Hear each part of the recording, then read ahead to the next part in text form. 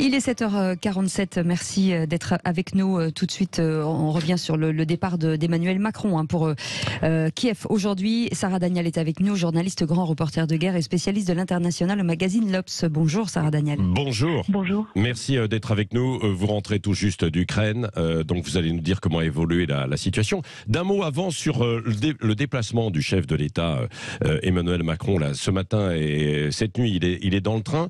Il faut bien préciser qu'il y va par le train parce que c'est le seul moyen aujourd'hui en voiture. On ne peut pas, il n'y a pas d'atterrissage d'avion. Hein. Oui, c'est ça, on atterrit en Pologne et après il y a un long voyage en train qui est nécessaire, donc c'est pour ça qu'il est dans le train et ça va prendre à peu près 10 heures pour se rendre à Kiev.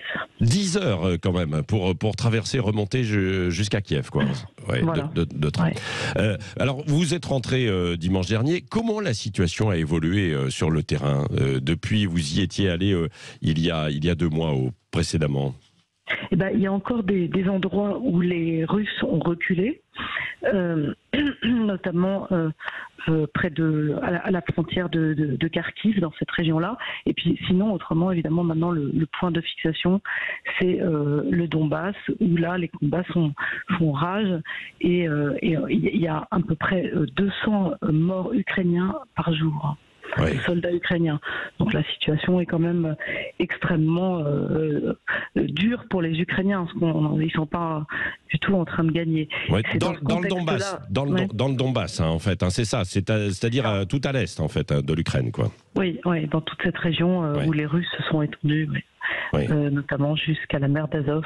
Oui, c'est ça. Finalement, Sarah Daniel, vous qui connaissez bien le terrain là-bas, après cette première offensive de Vladimir Poutine sur l'ensemble du territoire, on est revenu à la situation, je caricature un peu, mais je schématise, mais de la situation précédente où il y avait déjà un conflit depuis 8 ans dans cette partie est de l'Ukraine, qui est le point central en fait du conflit.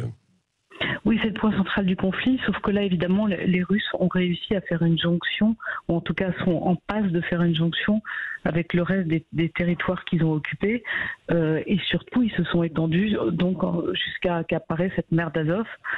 Alors, ils aimeraient bien aussi aller plus loin vers Odessa, et ça, la jonction ne s'est pas faite. Ouais. Mais voilà, ils ont quand même beaucoup étendu leur territoire par rapport à la situation de 2014. Oui. Emmanuel Macron qui va donc ce matin avec le chancelier Olaf Scholz et le chef du gouvernement italien Mario Draghi. Quel message vont-ils faire passer? Qu'est-ce que leur réclament les Ukrainiens? Des armes, des moyens logistiques de nouveau? Les Ukrainiens n'ont cessé de réclamer des armes à tous leurs alliés. C'est pour ça qu'on a vu Volodymyr Zelensky faire toutes ces apparitions.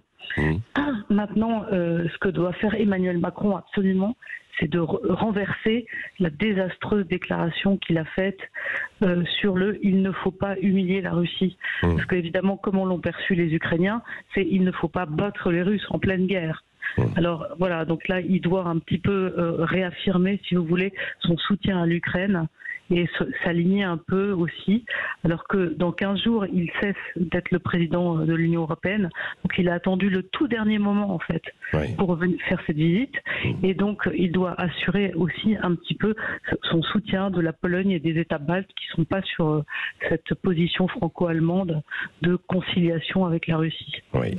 Merci beaucoup pour ces explications, hein, Sarah Daniel, journaliste, grand reporter de guerre, spécialiste de l'international au magazine l'Obs, où l'on peut lire tous vos récits. Merci d'avoir été avec nous ce matin en direct sur Sud Radio.